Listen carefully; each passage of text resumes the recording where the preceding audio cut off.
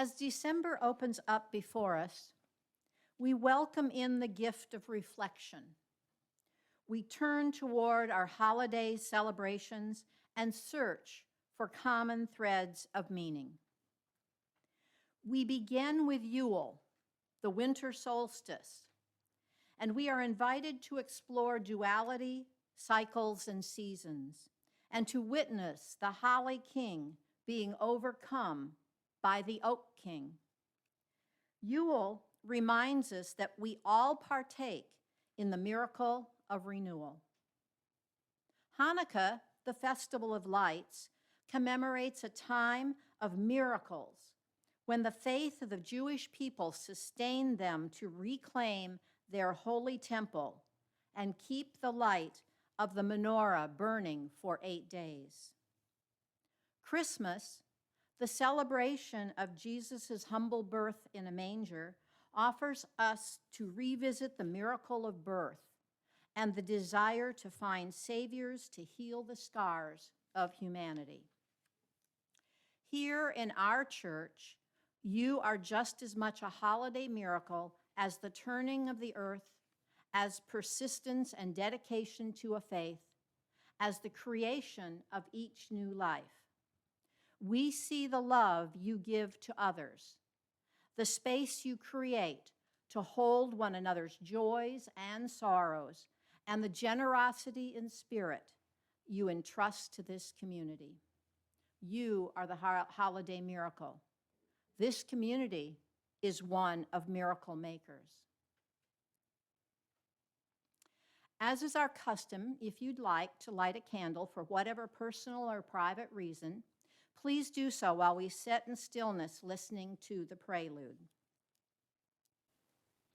Come, come, whoever you are, wanderer, worshipper, lover of living, ours is no caravan of despair. Come yet again, come, come, whoever you are, wanderer, worshipper, lover of living, ours is no caravan of despair. Come yet again, come.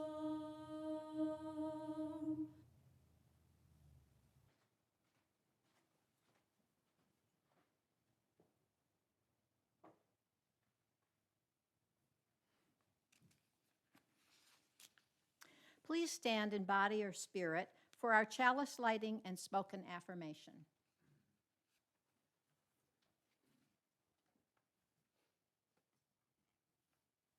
In this small flame dwell the beacon light of lanterns guiding travelers home, the warmth of hearth fires tended through the generations, the transforming energy of furnaces, and the power of life of our sun. May these blessings, warmth and light, and the life-giving energy be kindled in each of us.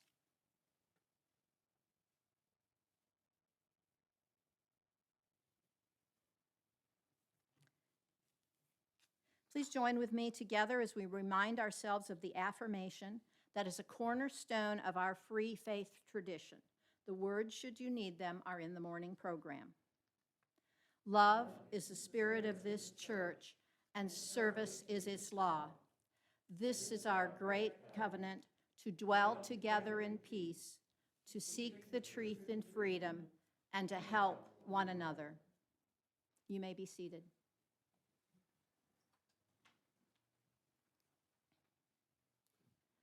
Our opening thought this morning is The Determined Seed by Laura Wallace. As frozen earth holds the determined seed, this sacred space holds our weariness, our worry, our laughter, and our celebration. Let us bring seed and soul into the light of thought, the warmth of community, and the hope of love. Let us see together, hear together, love together, Let us worship. For our first song this morning, you're going to find it interesting because we're hearing for the first time about the eighth principle, the first time in our church. It's been around a little while.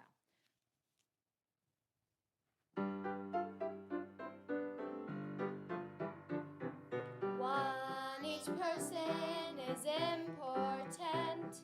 Two, be kind in all you do. Three, help each other learn. Four, and search for what is true. Five, all people have a say. Six, one for a peaceful world.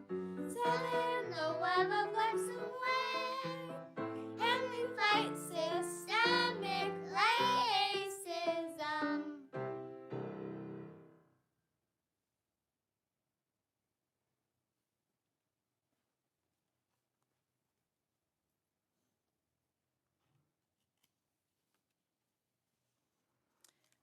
I'm going to be joined up here. We're going to perform a little play for you.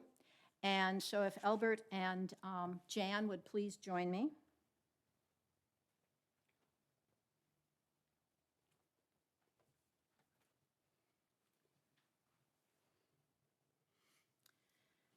You could trace Marie's progress through the house by the stuff she left behind when she came in from the school. Flump went her backpack out on the floor by the door. Whump went her winter coat halfway through the living room. And then it was her winter boots. Clup, clup. One in the hall, one in the kitchen, where Marie's dad was baking cookies. Finally, spang. Marie sat on the chair and thunked her elbows onto the kitchen table with a heavy sigh. Dad raised his bushy eyebrows in Marie's direction and asked, "What's up, baby girl?" Dad called Marie his baby girl, even though she was older than a baby. He handed Marie a gingerbread boy and set a glass of milk down in front of her scowling face. "I hate Christmas," Marie growled, and with a crunch, she bit the head off the gingerbread boy. Dad sat across from Marie at the table and began rolling out another batch of gingerbread cookie dough. "I'm just not too wild about Hanukkah or Kwanzaa either." And she took another giant bite, disarming the gingerbread boy. Chomp! Crumbs littered the counter in front of Marie as she took a big slurp of milk. Sounds like you had a pretty frustrating day. Said Dad, beginning to cut out a pan of dashhound-shaped gingerbread cookies. "Oh, Dad, this time of year I feel like I'm surrounded by everyone else's holiday. Marie wailed. There's Jesus, baby Jesus all over town. And wherever Jesus is missing, there are Hanukkah menorahs and Kwanzaa kantaras those funny things, in the windows. And everyone's talking about Santa. All the presents he get from him in the mail." Marie glowered as Dad said, sit a dashhound-laden cookie sheet into the oven and set the timer. He came around the corner and sat next to Marie. Unitarian Universalists try to be careful to honor winter holidays from every tradition. Sometimes it's like we forget about our own tradition. Marie looked up at her dad. "I know what you mean, Dad. I'm proud to celebrate lots of holidays. Some of the kids at school don't even know about any holidays besides Christmas. But sometimes I wish you had something of our own to celebrate." Marie's dad took a gingerbread tree off the cookie plate and took a bite. He looked at Marie thoughtfully and said, "Baby girl, have you ever heard of Chalica?" Marie looked skeptically at her dad and tried out the new word. "Chalica?" Dad smiled. Chalica is in chalice, as in the flaming chalice of Unitarian Universalism. Dad settled in as he continued. Chalica is a new idea for you to use. There are 7 nights of Chalica. one for each of the seven principles. Each night of Chalica, Unitarian Universalist families gathered to light a chalice for one of the UU principles. Marie looked skeptical. Oh, great. A made-up holiday, Dad. That isn't the same as the holidays everyone's heard about. Why not? Dad answered. Every holiday started somewhere. Kwanzaa has only been around since 1966. It was started by an African American who wanted to celebrate the beauty and values of that culture with an alternative celebration designed just for them. And Hanukkah was a minor Jewish holiday, not celebrated much at all until Jews in the United States wanted an alternative Christmas. Marie plopped her elbows on the table and settled her chin in her hands, frowning. But Christmas, Dad, that's the big one, the original. Not necessarily. Dad said, rolling out more gingerbread dough. Some people say Christmas is 2,000 years old since Jesus was born about then. But the truth is, no one celebrated Christmas as a holiday for many centuries after Jesus, and didn't really take off as a holiday until Christians in Europe encountered the pagan traditions, like decorated evergreen trees, wreaths, feasting, and singing special songs. I guess somebody made up Christmas because they wanted an alternative holiday. Marie began to set up. Really? Dad smiled. Humans evolve and make changes in what we believe as we continue to learn and grow. Why shouldn't we find new occasions to celebrate and new ways to do it? Marie smiled and asked. Okay, but are there presents? Dad grinned and said, Chalica is more about gifts than presents, baby girl. Presents, gifts, what's the difference? The gifts of Chalica are not usually things you can wrap up with paper and ribbons. They're things like forgiveness, understanding, joy, and belonging. If Chalica is an alternative holiday, it won't lead us to buy and consume even more stuff. It'll lead us to explore our values and find new ways to live as Unitarian Universalists. Marie smiled brightly for the first time that afternoon.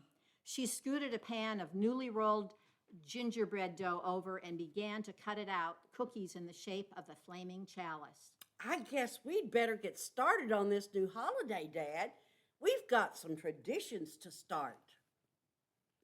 Thank you very much.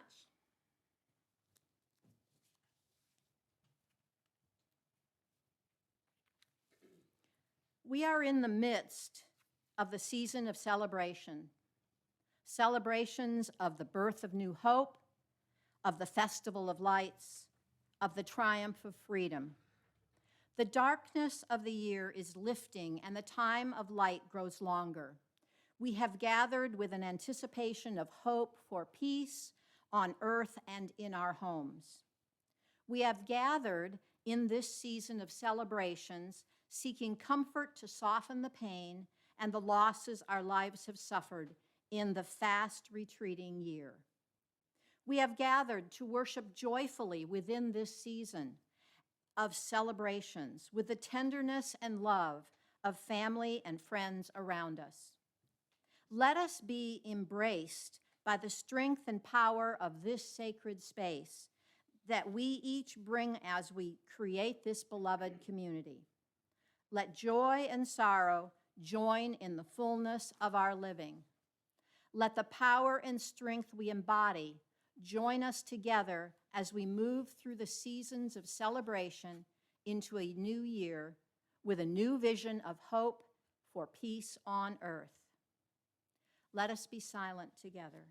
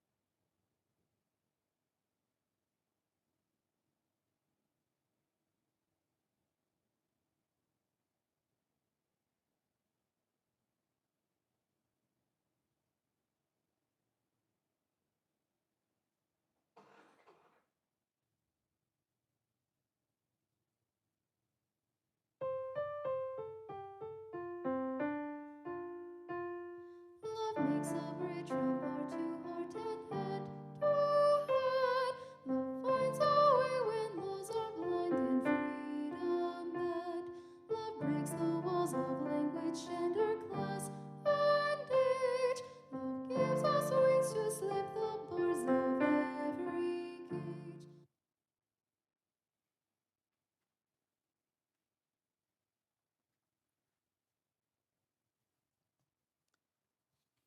This morning, 7 congregants have agreed to talk about what one of the 7 principles means to them. I will be lighting a chalice or a candle for each principle.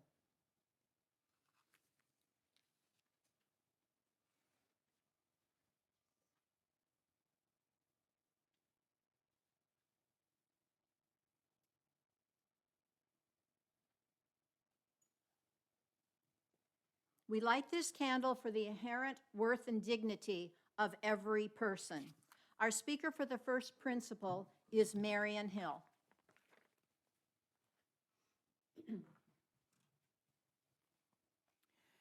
Nobody ever said that living the 7 principles of Unitarian Universalism would be easy. In fact, some are very hard, at least in some situations or with some people. Take the first principle, for instance, affirming the inherent worth and dignity of every person. Let's examine the wording of that. A synonym of worth is value, so we believe that every individual in the world has value. Dignity can be defined as worthy of respect, so every individual in the world is worthy of respect. So far, so good. It's fairly easy to say that we respect and value all human beings simply because they're human. Even Mark Twain, who might be considered the ultimate cynic about human nature, since he skewered our many failings so skillfully in his writings, said this: "Our inner strengths, experiences, and truth cannot be lost, destroyed, or taken away. Every person has an inborn worth and can contribute to the human community." A bit later, the great 20th century rabbi Abraham Heschel wrote, "Just to be is a blessing. Just to live is holy." More recently, Michelle Obama, in discussing the values she and Barack were raised with, said, "You treat people with dignity and respect, even if you don't know them and even if you don't agree with them." I could add to that, or even if you know them well enough to know that you don't like them. I do try to treat everyone with respect and dignity, even with people I may not initially warm to. I try to see something in them that I can appreciate. And with most individuals, there is something that's admirable or appealing in some way. But let's face it, some people are harder to like and respect than others. We all know individuals that we like to say are exceptions to the first principle. I can think of numerous people in politics, in the nation's political life, I won't name names, but you can probably fill in the blanks, that it's hard to respect and value, principally because these individuals don't seem to value and respect others, or at least they value only themselves and their own little tribes. I also have known people personally who are selfish, negative in attitude, and hard to deal with, people who harmed others and seem to enjoy doing so. How then can I find such people inherently worthy of my respect? I've wrestled with that puzzle ever since I became a UU and first encountered the 7 principles. How can I see worth in individuals who seem so unworthy? The only way I've found, the approach that works for me, is to imagine each unlikable person at the most innocent, most vulnerable stage of his or her life. Very young children, toddlers, let's say, are often cute, sweet, and adorable. How does an individual whom we find repulsive in adulthood get to being that after being a delightful and lovable baby? Well, life happens.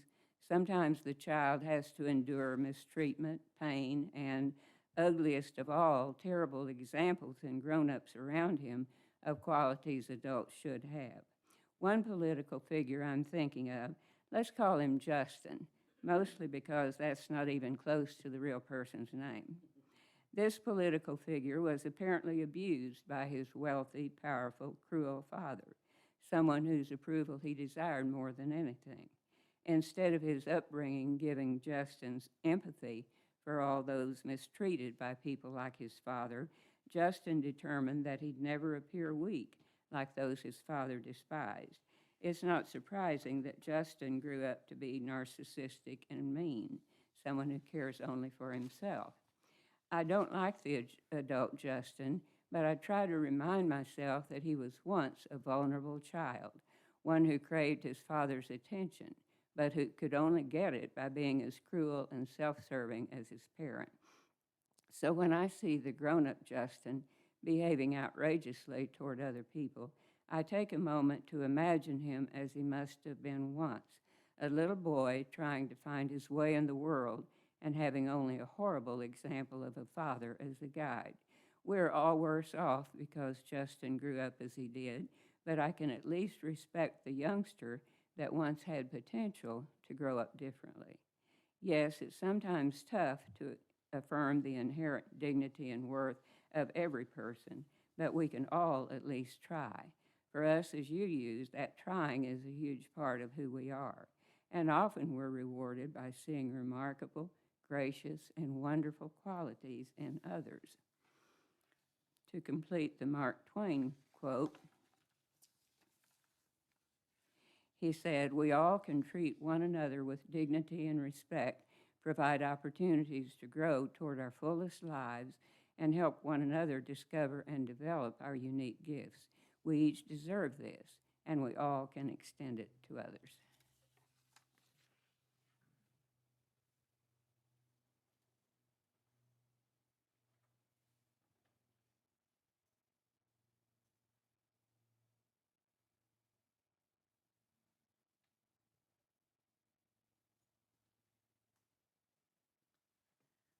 We light this candle for justice, equity, and compassion in human relations.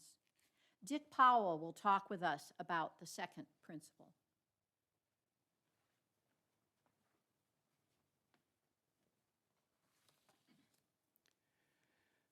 Justice, equity, and compassion in human relations is our second principle. I believe that all of us want to do the right thing, the just thing, the compassionate thing. But I also believe it's very hard to do. It's challenging enough to control our own thoughts, words, and actions. It is even more challenging to appropriately try to move others towards justice, equity, and compassion when their views are totally different.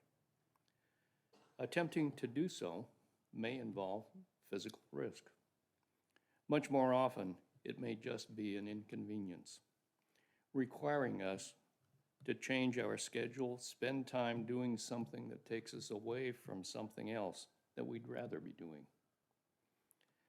I've found it to be, at the very least, socially awkward to politely confront someone who demonstrates different values, beliefs, or actions. Each of us must decide for ourselves how we will live this second principle. We all have many options. I believe that we should choose whatever we're comfortable with. I don't believe that there is only one right answer. However, I do believe that whatever we choose, we must live with forever. There's a world of difference between demonstrating for equal housing in Los Angeles in 1964 and marching across the bridge in Selma in 1965. There also is a great difference between sending a check every month to the Southern Poverty Law Center to support their efforts to fight racism in this country, or personally demonstrating against the Proud Boys and the Ku Klux Klan in Charlottesville. Whatever we choose is okay, and best if we have no regrets for the choice we've made. The history of our country provides so many examples of injustice and lack of compassion, the Trail of Tears, slavery, Jim Crow, internment camps during World War II, and the prohibition of gay marriage. And we continue to see on the news every day that injustice continues. An Asian American attacked on the street because COVID originated in China. Young black men killed while jogging through a quiet neighborhood. Muslims attacked verbally as being part of the jihad squad. I believe that living this principle can be very difficult. Finding an appropriate way to encourage others to change their behavior and/or views that we feel are not just, equitable, or compassionate is challenging. Do I say something to the guy in the pickup truck with a Confederate flag flying from the tailgate? How do I respond to a neighbor who uses a racial slur? Can I sustain the effort necessary to re-educate myself in the use of personal pronouns appropriate in our modern society? Living this principle is very hard, but also very important. The Reverend Rosemary Bray McNatt has written, "The truth is this, if there is no justice, there will be no peace. If we cannot bring justice to the small circle of our own individual lives, we cannot hope to bring justice to the world. And if we do not bring justice to the world, none of us is safe and none of us will survive. Nothing that Unitarian Universalists need to do is more important than making justice real, here where we are."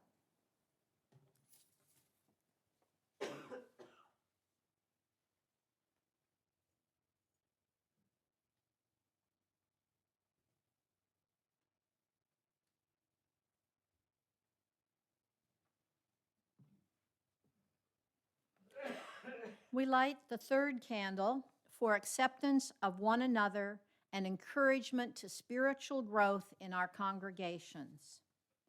This morning, Megan Hutchinson is going to talk to us about how she feels about the third principle, this time by video. The third principle, acceptance of one another and encouragement to spiritual growth in our congregations. If you heard or saw my credo a few weeks ago, you know this principle is near and dear to my heart. The UU faith tradition removes the stigma that other organized religions place on the search for a spiritual path. And I believe that acceptance is at the heart of whether or not a questioning person searches out their own truth, gives up entirely, or blindly follows the path they were given. We are often taught not to question and search for answers when following an established religious doctrine. Many times, people who are searching are looked down on or outright ostracized for questioning the church's dogma, preventing them from actualizing their own spiritual path. As UUs, we not only accept the person's status as questioning, but encourage them to seek out their own path, whatever it may be. We place no demands or judgments on that person's journey, whatever form it may take. Because of the diversity inherent to our UU tradition, seekers have opportunities to learn and grow from a variety of sources, spiritual beliefs, and influences, rather than being told what to believe. This is almost unheard of in other faiths. Our services are centered around our common beliefs, excluding no one and including as many influences as possible. This helps not only the individual parishioners, but the entire congregation grow in the UU tradition. One of the things I have loved the most about joining the UU tradition is the exposure to the multitude of spiritual paths and journey throughout the world and present in our different congregations. I have particularly enjoyed that each of the churches has their own feel, vibe, and ways of doing things. Some are more pagan influenced, some are more traditionally religious, and others are more focused on the common humanism that runs deep in our faith. This variety has allowed me, and thousands of others, to experience things we normally wouldn't have been exposed to or sought out, some of which might make it into our own spiritual bag of beliefs. We go beyond the monotheism in popular religions and delve into the common elements and practices across faith traditions. This principle also speaks to those who refer to themselves as nuns. They don't have a religious or a spiritual path and may not even be searching for one. Our humanist principles still speak to many positions that they believe in. We accept their status of nun while making all of our resources available should they choose to seek a new path. It was this aspect of the third principle that drew me to the UU tradition. I was a nun who became a UU because I wanted to explore my path forward, and you all accepted that about me without hesitation. You did not push me into any specific belief system, but your members provided me with a lot of options to learn. Your fellow small churches, especially Oak Cliff and the Arlington churches, provided me even more experience to aid in my search. And that search isn't done yet. I have much more to learn, which I am free to explore in the UU tradition. We accept everyone and meet them where they are. We do not place importance on how fancy someone's church hat is or if they're wearing their Sunday best. There are not awards for being the most pious or pressure to be a perfect example of a humanist or a UU. We don't expect perfection because we are all flawed and simply encourage each other to be the best versions of ourselves that we can be. If they are poor, we try to help out. If they are sick, we help take care of them. If they are hungry, we give them food. If they are LGBTQ+ and seeking a safe space, we welcome them. We do not ask for declarations of religious commitment because we accept that person exactly as they are with no pretenses. It is with this acceptance and encouragement that the UU tradition will grow in the 21st century. More and more people are seeking a free search for spirituality and will find it here. When they are turned away from other churches, they are welcome here. When they ask questions, they may find the answers they are looking for by joining us. When they feel alone, they can seek fellowship without pressure or judgment. This will be our legacy.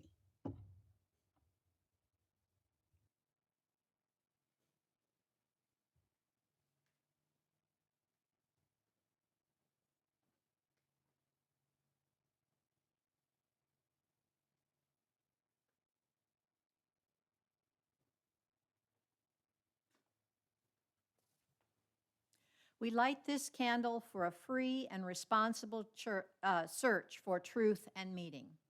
Our fourth principle will be discussed by Jim Holmes.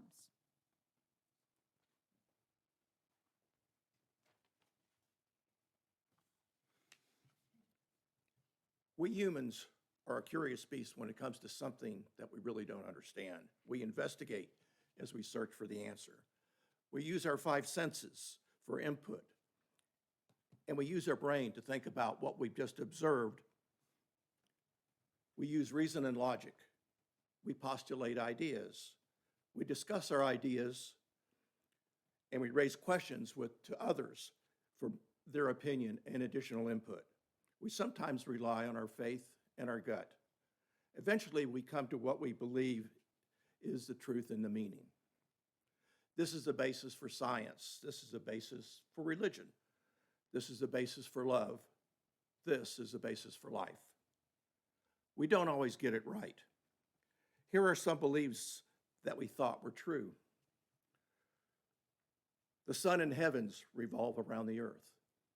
a common belief of early humans, but as they observed the heavens, they realized that the motions didn't support that theory. As early as 250 BC, Aristarchus of Samos, a Greek mathematician, proposed that the sun was the center of the known universe. Fortunately for him, the Catholic Church did not exist at this time. However, it wasn't until Copernicus published a book in 1543, The Revolutions of Celestial Spheres, where he proposed that the earth revolved around the sun. The Catholic Church would like to talk to Copernicus, but fortunately, he died right after he published his book. Not so lucky for Giordano Bruno, another mathematician and astronomer. And in 1600, he was burned at the stake for following Copernicus's beliefs. So much for a free search. The earth is flat. Early humans believed this until their curiosity got the best of them as they wanted to know what was beyond the edge. Unfortunately, today, there are still people that believe and think the earth is flat. Just a few years ago, the president of the Flat Earth Society said that they had many believers all around the world. So much for a reasonable search. Everything that can be invented has been invented. 1899, Charles Dewey, commissioner of the U.S. Patent Office, said this, and he wanted to shut down the patent office. To quote Mark Twain again, he said that you can't argue with stupid people. They bring you down to their level and beat you with experience. So today, the fourth principle is being threatened. Science and common sense are being threatened by a loud minority that want us to believe in their alternate facts. People in powerful positions are attacking our reasonable beliefs and shouting down and suppressing those who do not follow their unsubstantiated beliefs. It's even more important today to hang on to truth and meaning. But even more important, and what I believe in the fourth principle, are the most important words: a free and reasonable search. For without freedom to search and without reasonableness, we will see an erosion of truth and meaning.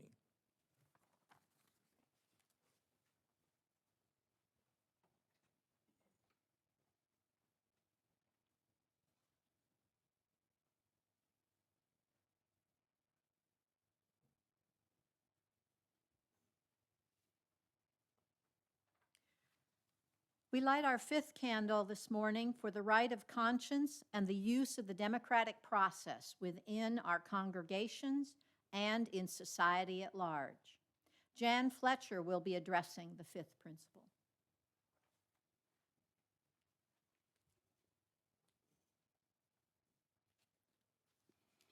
The right of conscience and the use of the democratic process within our congregations and in society at large.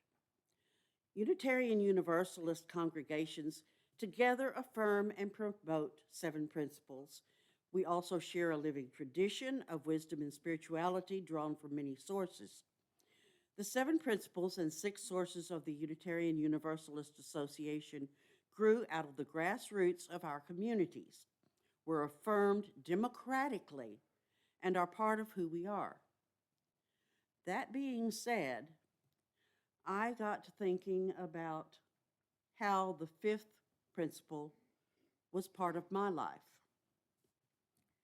Can the Unitarian Universalist fifth principle, which was read previously, aid in balancing your life?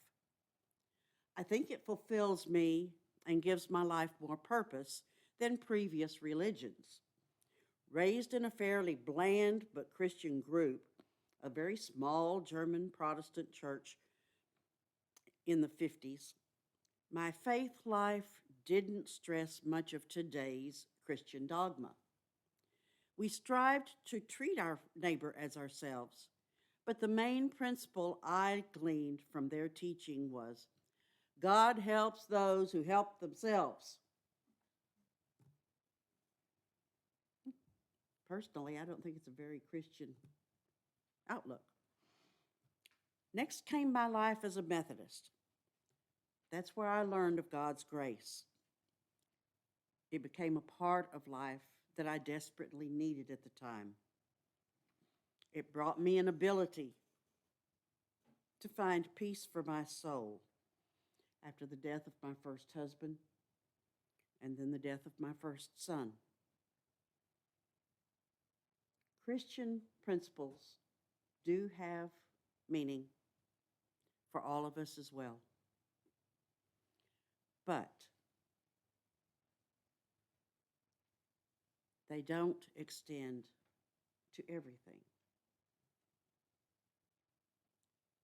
When our move to Sherman in 2007, that's when I was introduced to Unitarian Universalism. So much more common sense than dogma. Learning of the many founding fathers who worked to build a new country separate from religion, I found common sense ideals to embrace. Unitarian Universalist ideas of the democratic process reinforced my liberal views for helping the disadvantaged members of society with programs that offer services they can't afford without help. My first project became involvement in the Texoma Earth Day Festival. Thank you, Amy. Although my main responsibility is booking the entertainment, I try to help out in other ways and share the purpose of the event with people all year. Recycling and earth-friendly programs help me do my part to reduce the carbon footprint. Next, I determined I had to be part of the solution. So I joined the Grayson County Democratic Party. I now volunteer my time to support the importance of democracy in all communities. I find working for a better political system suits my outlook, encouraged at RRUU. We live in an area that is not predominantly embracing democratic values of universal health care, common sense gun control, ending racial bias, better education for all, and so many, many more ways to improve life quality for the unfortunate. This is how I interpret the fifth principle. By my enthusiasm for a more democratic world politically, I hope to lead by example to improve the balance of our community in race relations and activism. I've learned the world can be a better place if we all commit to work for just one advancement for others. My life is richer for this. Learn new ideas. Meet new people. I'm grateful for opportunities. Activities give me purpose. I am a part of the solution. Thank you, UU, for teaching me that activism is good for my soul.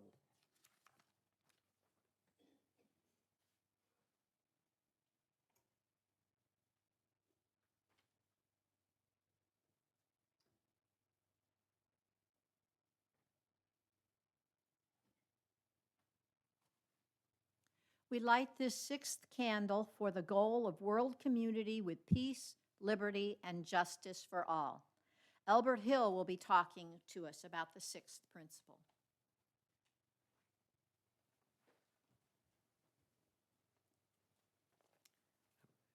I have an infection in so my pronunciation might be a little off. The sixth principle is the goal of world community with peace, liberty, and justice for all. Except for the world community part, this principle should be familiar to all Americans because the phrase peace, liberty, and justice has tones of both our Constitution and Declaration of Independence. The concept of world community sounds almost too large to contemplate. It also sounds improbable with all of the wars, genocide, slavery, and other degradations that we humans have inflicted upon each other over the centuries. Even within individual countries, factions develop, groups target other groups, some deliberately limit the freedom of others. As for justice, it is often denied to individuals in many countries, including sometimes the United States. But I think we should try to imagine such a world as envisioned in the sixth principle. Even if we don't succeed in creating such a world, it is good to work toward these high ideals, at least in our own backyards. As Martin Luther King Jr. said, we must all learn to live together as brothers or perish together as fools. We are stronger when we work together. Best-selling author J.K. Rowling in her novel Harry Potter and the Goblet of Fire says, "We are only as strong as we are united, as weak as we are divided." There's a great deal of violence and uncertainty in the country right now. It feels as if we are more divided, less willing to find common ground with our neighbors right now than at any other time since the Civil War. But the golden rule is still as relevant now as it had ever been. If we can learn to treat others we meet in our daily lives as we'd want to be treated, then we can create a real community where we are, one with more peace, liberty, and justice than we currently see.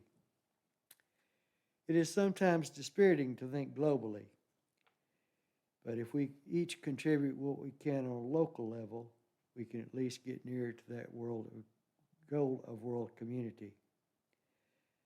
Mahatma Gandhi's words express the goal well. The golden way is to be friends with the world, to regard the whole human family as one.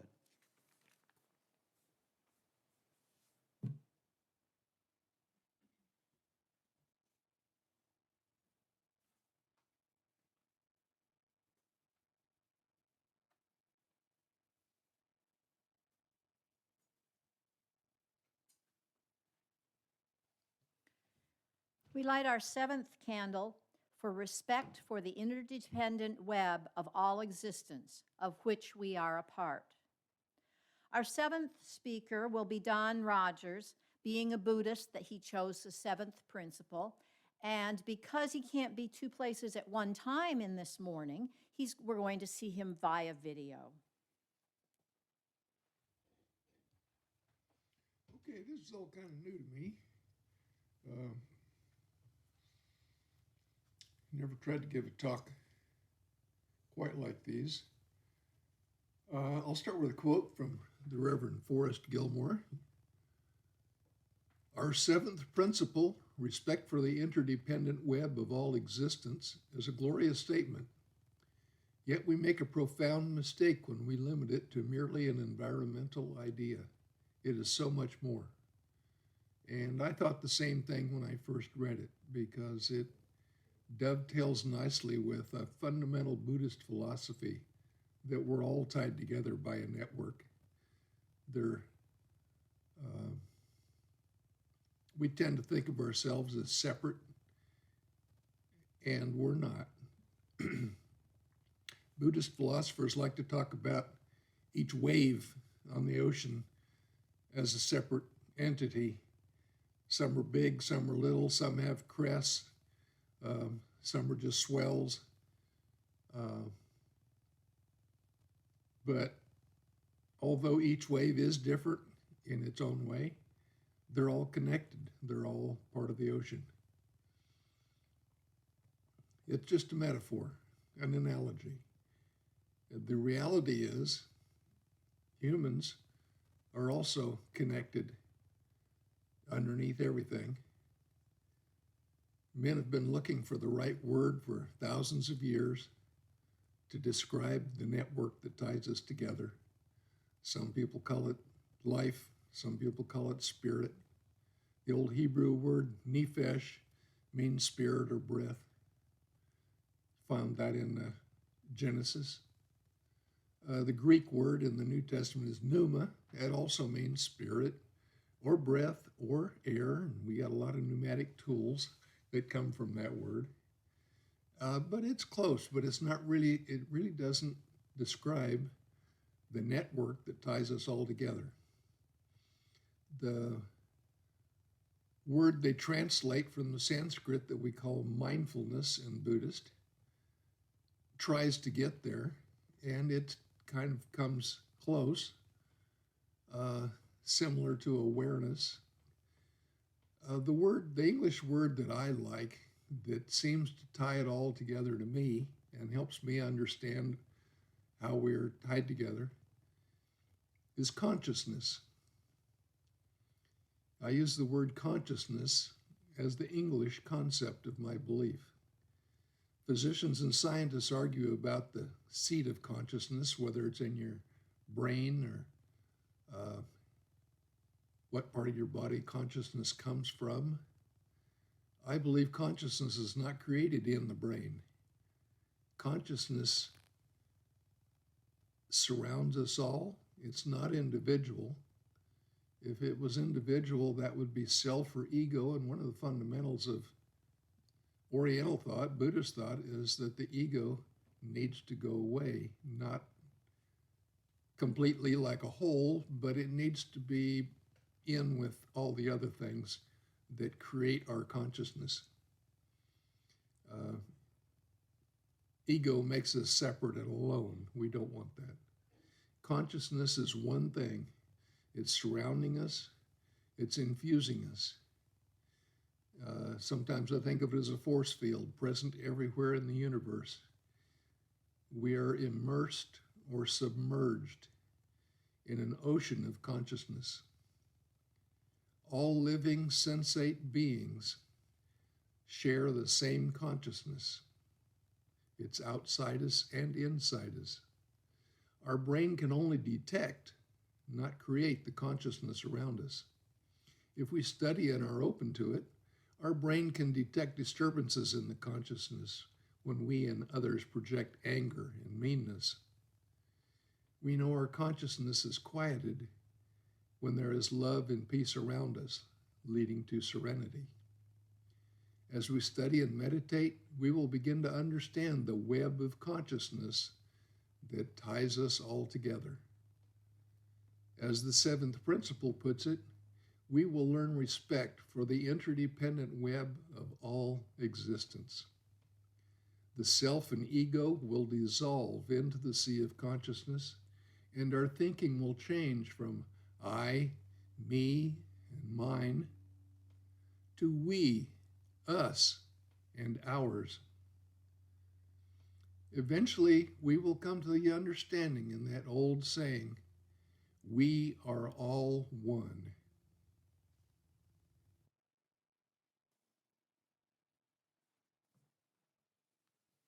Before I continue, I want to personally thank all of these courageous speakers, and I'd like to give them a round of applause, please. Thank you so much. In case you haven't noticed, there is an eighth principle movement which began as a grassroots movement in UU.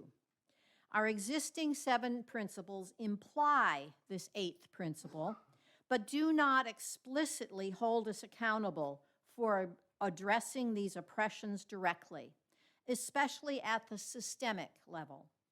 The proposed eighth principle reads, we, the member congregations of the Unitarian Universalist Association, confirm a covenant to affirm and promote journeying towards spiritual wholeness by working to build a diverse, multicultural, beloved community by our actions that accountably dismantle racism and other oppressions in ourselves and our institutions. Paula Cole-Jones, Director of Racial and Social Justice, developed the idea of the existing of 2 different paradigms in the UU circles, the UU 7 Principles and Beloved Community, deep multiculturalism. After working with congregations on these issues for over 15 years, she realized that a person can believe they are being a good UU and following the 7 principles without thinking about or dealing with racism and other oppressions on the systemic level. Evidence: most UU congregations are primarily European American in membership, culture, especially music, and in leadership, even when located near diverse communities. She realized that an eighth principle was needed to correct this and talked with Bruce Pollock Johnson about some of the components that should be in it. Bruce put together an initial draft in 2013, and the two of them worked with a group of anti-racist activities in the JPD to refine it. Bruce's congregation, the UU Church of Restoration in Philadelphia, incorporated it into their covenant at that time. Then, in May of 2017, formally adopted it for themselves and recommended that the UUA adopt it. If you would like to know more, please check out eighthprinciple.org, and that's a number 8, TH principle. Currently, this has not been approved by the UUA. As usual with UUs, there is much discussion and debate. Due to congregational polity, some UU churches have already adopted this as their eighth principle. We are not suggesting anything at this time, but wanted to make sure that all of you are aware of this possibility. The church depends on the generosity of individuals who care. Those who wish may bring their gifts to the table or give on the church mobile app home screen.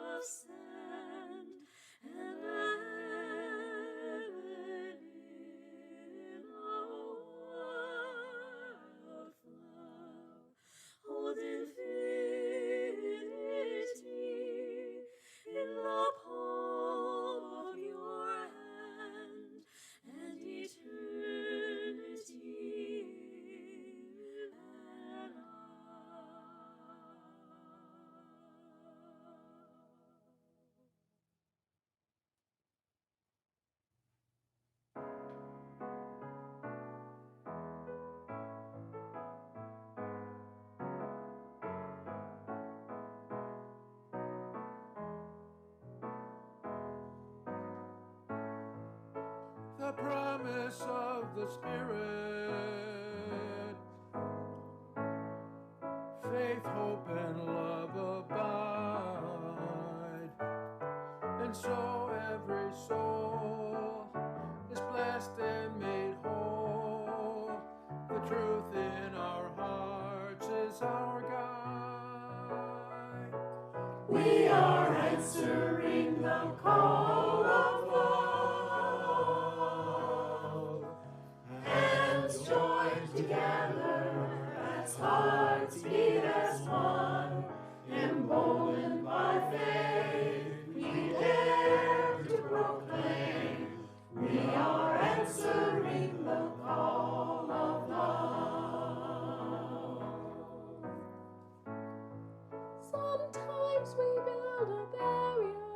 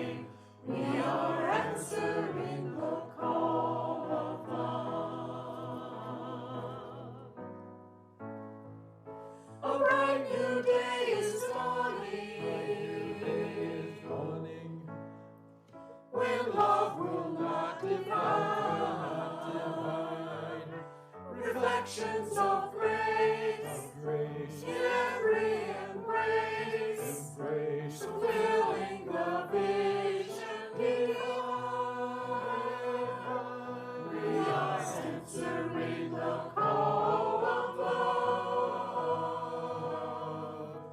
Hands joined together as hearts beat as one, emboldened by faith, we dare to proclaim we are answering the call of love.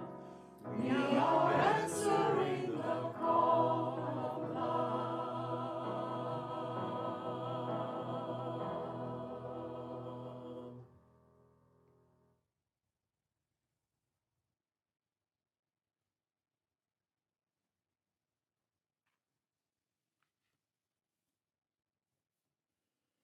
Our chalice is a vessel for containing the energy of spirit and commitment to our principles. That energy can carve a path between our world and a future beloved community. That energy can bridge the space between our lives and the wonders of the universe. And that energy can heal the wounds of our mixed emotions so that we may live the life we love and love the life we live. If you would stand, as you're willing and able, to join me in our extinguishing our chalice.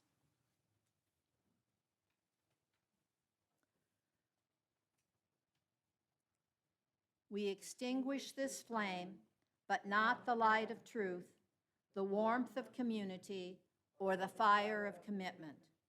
These we carry in our hearts until we are together again. Go in peace to be peace. Thank you.